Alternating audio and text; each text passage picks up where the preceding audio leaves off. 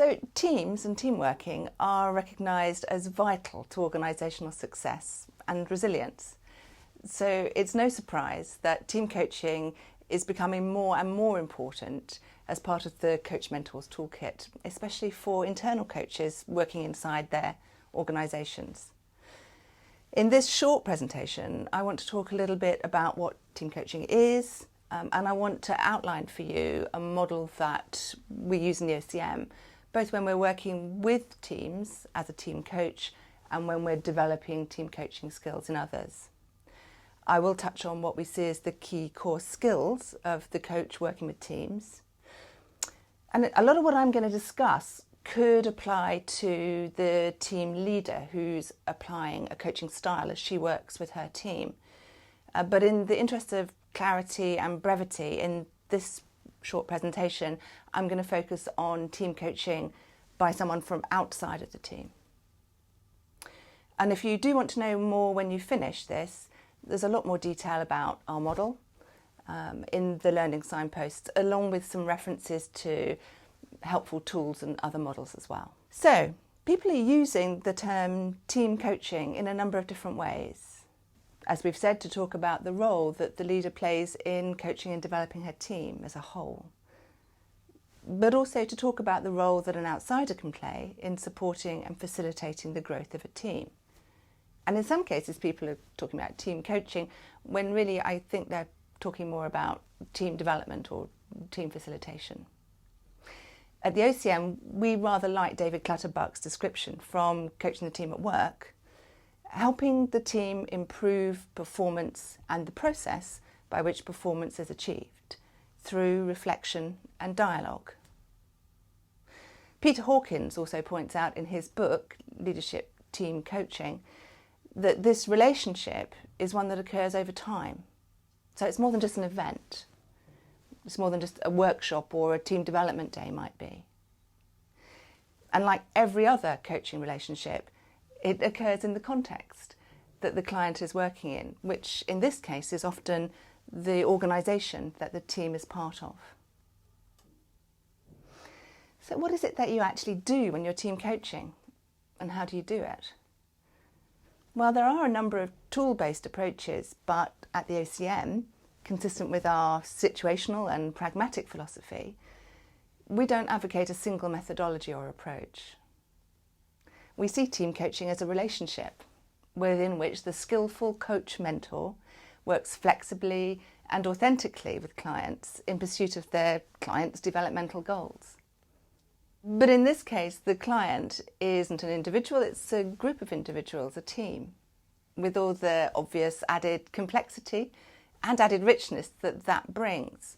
And that complexity is particularly important when thinking about managing contracting during team coaching and managing your boundaries during team coaching. So what we felt we really needed, and we wanted to share with our clients and other coaches, was a roadmap of some kind that would help us to manage the work of team coaching well, to have that structure and the boundaries of best practice within which we can practice situationally, flexibly, authentically. And this diagram shows that model. You'll see that there are 4 parts to the model which do describe different points in the team coaching relationship. The first part is commissioning. That's the bit of the relationship where you have first contact with someone within the team, usually a leader, maybe an HR business partner or an individual member of the team, who has some sort of insight into a change that might improve the performance or potential of the team. And in the commissioning phase, what you're doing is sharing that insight, discussing goals, the opportunity that exists, expected returns on any investment in development, and so on. And as a result of this stage, you will contract with the sponsor to proceed to the next stage, where you do work to check, to test, and to build on their insight through assessment. And that assessment could be as simple as speaking to the other team members to gain their insight into the performance and the potential of the team. And in the learning signposts, you'll see an outline of one such approach, which can be extended to other stakeholders of the team, and which we call feed forward.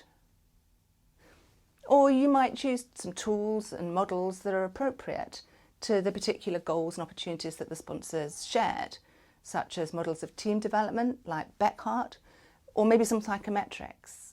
Again, some that we find particularly useful are shared in the signposts. By sharing your findings from assessment with the group and engaging them in exploring the opportunities and needs for development that they have, you can confirm, refine, change the original goals, and of course gain the whole group's commitment to them. This then sets the stage for a new contract with the group as a whole, through which you co-create with them the ongoing process of development in the design phase. This results in a process that the team are committed to.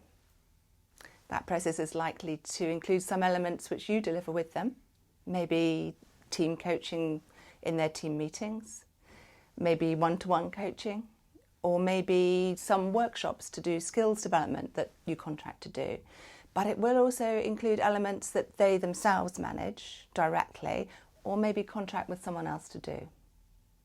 Now, although you could see these stages as potentially sequential, as with analogous models in one-to-one coaching like the CLEAR model and the GROW model, you're much more likely to work iteratively, moving backwards and forwards as information uncovered in assessment, say, requires a recommission, or a change in the team prompts a new assessment, for example.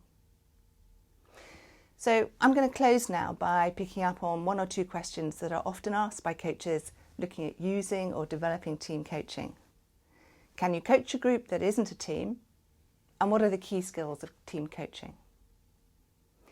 So the classic definition of a real team requires them to have common purpose, something that they deliver jointly, that they can't deliver apart.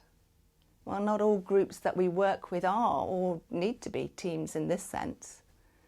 The important point is to get them, the team, to be more aware both of how they are working together now and perhaps how they need to work together to achieve their joint vision and goals. Perhaps they don't need to be a team in this sense all the time, but maybe they need to be able to come together in this way on specific issues or for short periods of time on some projects.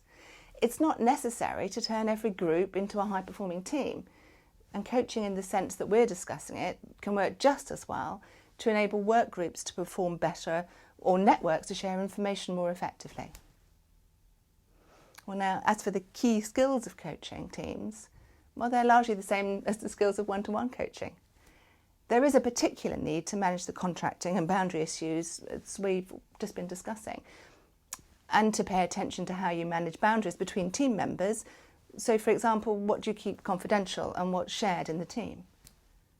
In addition, team coaching can demand a lot of your listening skills, especially when you're working with the team as a whole.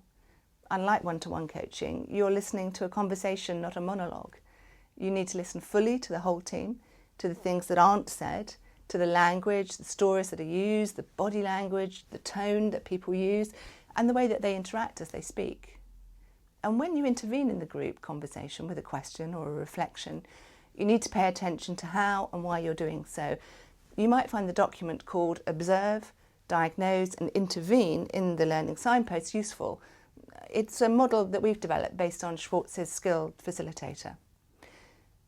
So clearly that level of focus, especially when it's over a whole day, as many team coaching sessions are, is demanding of your ability as a coach to maintain presence. And my own experience is that mindfulness is a vital part of successful team coaches' practice. Another key capability to develop is systems thinking, your ability to work with the whole, with the interdependencies and the connections within the team and to its environment. And of course, you need to raise the team's awareness of those. It can be really useful to have confidence in your ability to facilitate a group, to design workshops and learning interventions. But if that isn't your strength, it's often also very powerful to work with a partner, with someone who can bring that. In summary then, team coaching is a powerful and a much needed intervention. The skills of the one-to-one coach mentor are the key foundation for successful coach mentoring in teams. But working with teams puts particular stress on the need to work on contracting, to work systemically, and to manage your presence.